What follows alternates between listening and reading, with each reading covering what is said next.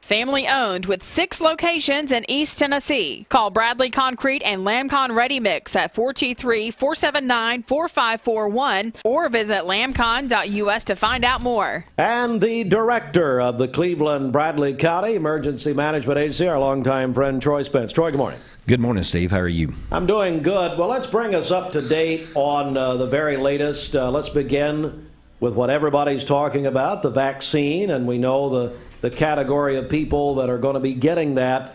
Bring us up to date as far as our community is concerned. Okay, so we've been having weekly meetings and updates, and the strange thing is from the time we get done with the meeting to a couple hours later, generally they're like, hey, things have changed since we last spoke. So we really feel like that starting sometime this week, we'll receive some vaccine here in Bradley County.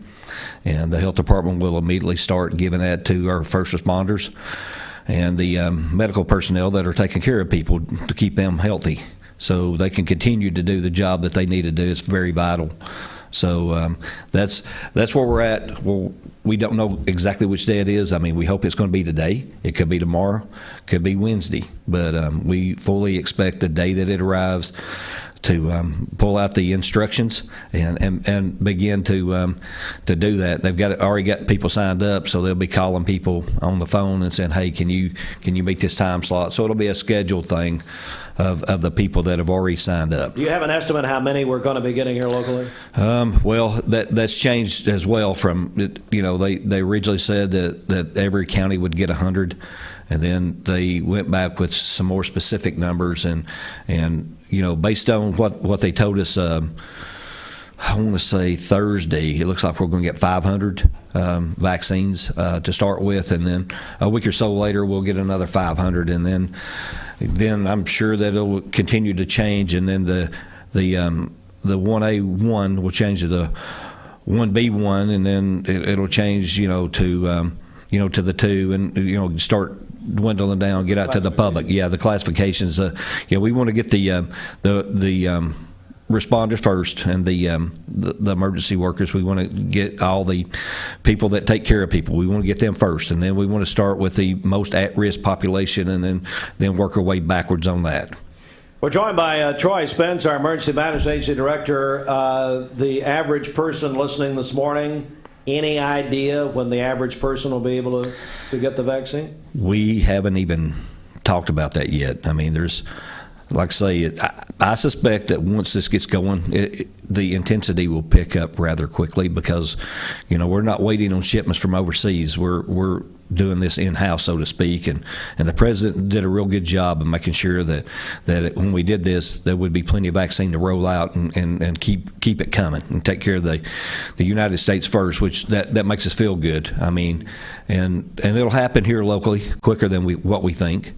So I'm just waiting for them to say, hey, we're moving to the next level, and everything that's happened in this pandemic has changed and rolled around, mutated, and the testing continues, and to talk about testing, would you, Troy? You have changed locations, as we know, a couple weeks ago. Went to the Oak Cleveland community, to Nova West campus, and that may change again in the near future. We're working on a couple things that we can better serve the public, but today will be a new thing in testing where it'll be kind of a self-testing. It's rolling out real slowly, and eventually it'll get to the point that self-testing will, hopefully will be predominant. And then the health departments spend more of their time vaccinating. So, it's changing, it's rolling. Shifted more from testing to vaccination. In the future, yes. But for the next couple of weeks, I really see us, staying focused with the testing. But we're doing everything we can to support Brittany and her group. I mean, they're working tirelessly. They're standing out in the cold, in the rain. This I'm sure not what they signed up to do is to stand outside and do this. I mean, most of their work's in a controlled environment. Sure. So they've really stepped up in a big way, and a lot of people don't even understand that. We're joined by Troy Spence. Troy, anything else you want to talk about? I do have something else I want to mention about East Cleveland, but anything else you want to mention about about the virus, the pandemic, that sort of thing? You know, the one thing that, you know, everybody needs to monitor themselves. You don't need to monitor your neighbor. Protect yourself. I mean, that's what this whole thing's about. If you feel like you need a mask, wear a mask. If you need to wash your hands, you know, 5 times an hour, then do that. You know, everybody's immune system's a little bit different, so you might want to take a little bit more vitamin C or something like that. Just, you know, protect yourself. I understand when people get it. I mean, you know, some people say I've definitely been sicker, but I don't know that I've ever been weaker. So, you know, that's the thing that we're hearing. So protect yourself, wear a mask, you know, wash your hands. You know, the mayor says it the best. You know, I can't even begin to say it the way he does, but he, you know, protect yourself. Do all the right things. Stay away from people. So, you know, I've been social distancing out my backyard because we had little girl birthdays on Saturday, and they got motorcycles, and so you don't go inside, you just stay outside. Hey, I told Bridget says I've been social distancing for 40 years. I mean, you know, anyway. Troy, let's go back to Easter, because when all of this really got started with the pandemic, well, I tell you, we had several tornadoes strike our areas, people remember. The work has continued in East Cleveland. You and I talk about it quite a bit privately.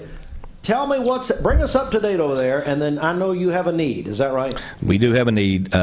You know, I've been helping these people. I mean, they don't know that they need help. That's the thing, and there's a big need for these people over there.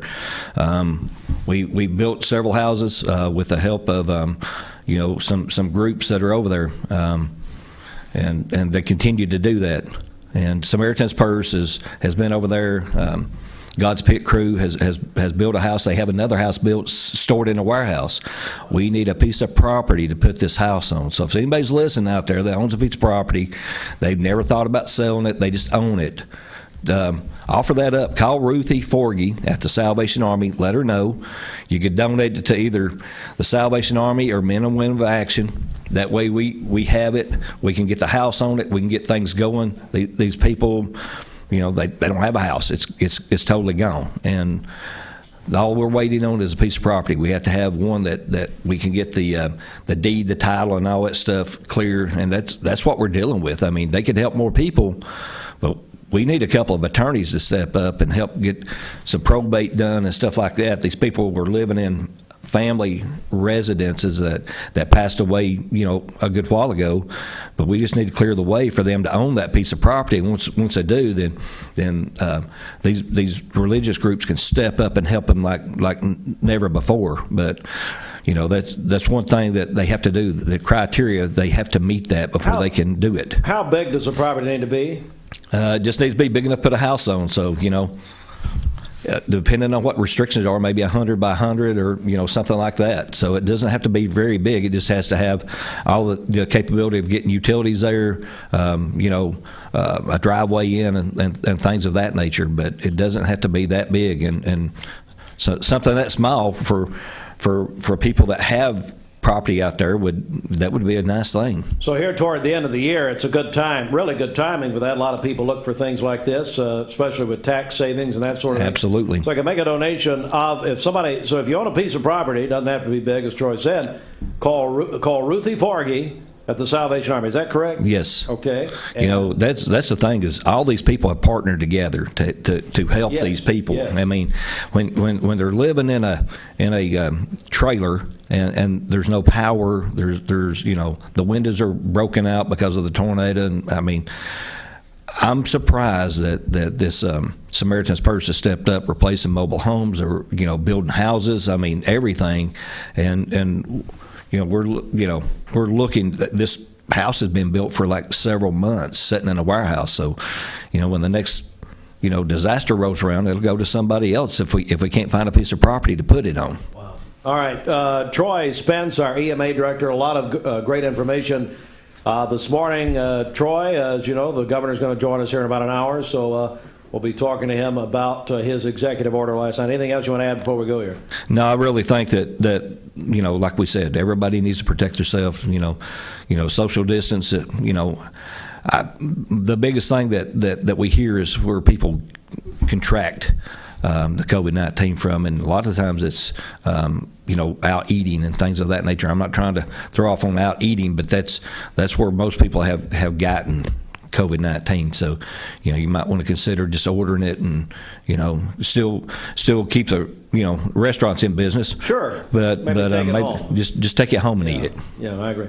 All right, Troy, thanks. Okay, thank you. Merry Christmas, buddy. Merry Christmas. Thanks for what you do. You do a wonderful job. Thank you. Well, I appreciate what you do. I mean, getting the message out there for people to understand what's going on, and then trying to help these other people still in need from, like you said, back in April. That's a long time, so we need to get these people home. Thank you, Troy. Thank you. Merry Christmas, buddy. Merry Christmas. All right, Troy Spence, everybody, doing a wonderful job. And tell you what, let's do a couple of things here. Let me remind you, Jaguar of Chattanooga having their Unwrap a Jaguar sales event right now. And you can go to see them at the brand new dealership. They've been constructing and building and remodeling. It's beautiful down there.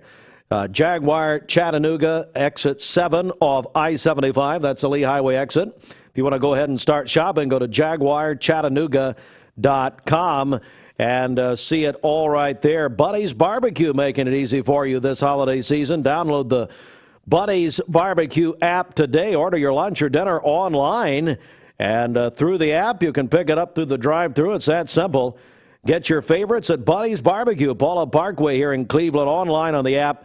And, of course, like I said, Buddy's Barbecue, Paula Parkway in Cleveland. We're back in a moment. Hi, I'm Jamie, Crown in Cleveland. And I'm Ken, Crown in Chattanooga. And, folks, when we combine... This Christmas, experience the irresistible comfort of a Mermaid iCool or LK mattress set and receive a free adjustable base upgrade. Only at